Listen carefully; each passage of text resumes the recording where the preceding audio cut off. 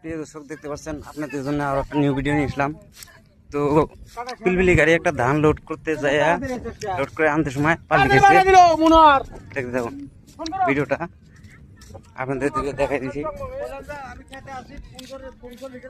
দেখছেন কিভাবে পাল্টি খেয়েছে।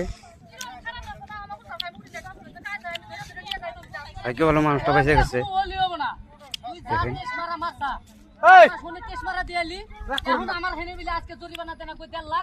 এই জন্য গাড়ি ঘোড়া সবসময় হুঁশিয়ার মতন চালাতে হয়। রাস্তাঘাটে চলবার সময় সবসময় দেখে না চলবেন।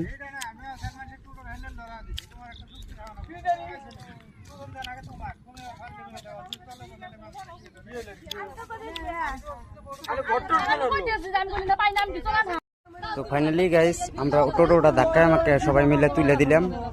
দেখুন বেশি একটা ক্ষতি হয় নাই, গ্লাসটা ভাঙছে, একটা ব্যাটারি ফাইটে গেছে। তো আমরা গাড়িটায় ট্রেক্টর নিয়েছিলাম আমরা, তো মোটরতে